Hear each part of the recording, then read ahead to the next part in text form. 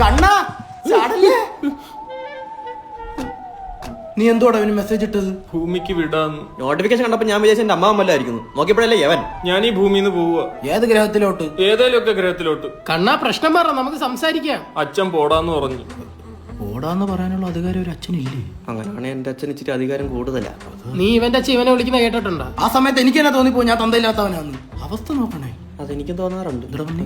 എന്നോട് വീട്ടിൽ നിന്ന് ഇറങ്ങി പോകാൻ പറഞ്ഞടാ. അതിനു വേണ്ടി നീ എന്താ ചെയ്തേ? കാണിച്ചു തരാം. ഇതെന്റെ അച്ഛൻ. അച്ഛൻ്റെ 20,000 രൂപ മേടിച്ചിട്ട് പഞ്ചാബിലുള്ള ശേഖരന്റെ കയ്യിൽ കൊടുത്തു. എന്തിന്? ഡബിൾ ചെയ്യാൻ. അപ്പൊ 20,000 കൊടുത്ത് 40,000 കിട്ടിയ? കിട്ടി. ആ തരിപ്പില് 1,00,000 രൂപ അച്ഛൻ്റെ കൂട്ടുകാരുടെ മേടിച്ച് ശേഖർ ദാദയ്ക്ക് വീണ്ടും കൊടുത്തു. 1-2 കിട്ടിയ? അണ്ണാക്കി കിട്ടി. അയാൾ ഇപ്പൊ വിളിച്ചിട്ട് ഫോൺ പോലും എടുക്കുന്നില്ല. അയ്യോ, അപ്പൊ നമ്മൾ കൊടുത്ത 50,000 ശേഖരന്റെ ആണോ? അത് നിങ്ങൾ ചോദിച്ചാൽ ഞാൻ ഇപ്പൊ ചാവും. അയ്യ, ഒന്ന് പറഞ്ഞ് 2 ഈ ഫ്രൂട്ടി എടുത്തോണ്ട് കായലി ചാടാൻ പോകുന്നതിന് ഞങ്ങളത് മറന്ന്. ആര് മറന്ന്? കുറച്ച് കഴിഞ്ഞ് ഓർക്കാം. നീ ടെൻഷൻ ആവാതെ, പൈസ ശേഖരട്ടന്റെ ഉണ്ടല്ലോ. പിന്നെ മുണ്ടക്കൽ ശേഖരന്റെ ഇരിക്കുന്ന പോടാ ഇറങ്ങി. അല്ലി ശേഖര എവിടെയുള്ളതെന്ന് പറഞ്ഞ്? പഞ്ചാബില്. നീ ഒരു അടയാളം പറ, നമുക്ക് കണ്ടുപിടിക്കാം. നല്ല താടിയും തലേ ടാറപ്പ ഉണ്ടെന്ന് തോന്നുന്നു. തോന്നുന്നെന്നാ? അല്ല, പഞ്ചാബി ആണല്ലോ.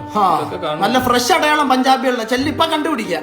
നീ സമ്മാനപ്പെടും. നമുക്ക് ആ പൈസ വേണ്ട, മരിക്കല്ലേ. ഇതെന്തോത്തിന് മുങ്ങിച്ചാമ്പോ പൂച്ചാനാ? ഒന്ന് സമ്മാനപ്പെടുത്തടാ.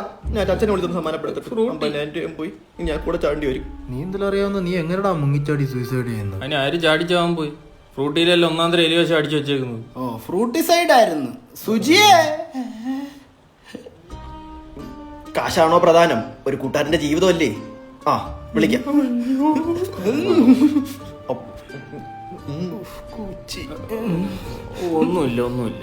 ഒന്നുമില്ല. മരണം ഒന്നിനൊരു പരിഹാരം അല്ലെന്ന് ഇപ്പൊ മനസ്സിലായില്ലേ? നമുക്കൊന്ന് ഹോസ്പിറ്റലിൽ പോണം. സുധീറെ, ആ വണ്ടി ഒന്ന് എടുത്തേ. എന്തിന്? ഒരു എമർജൻസി. മേടിക്കാം. അതല്ല, ഹോസ്പിറ്റൽ എമർജൻസി. അല്ല, ഇവനെ രക്ഷിക്കണ്ടേ? അവനെ നമ്മൾ രക്ഷിച്ചല്ലോ, ഇനി അടുത്ത ആളെ രക്ഷിക്കണം. അടുത്തതാ ഒരു രക്ഷയില്ലട്ടാ.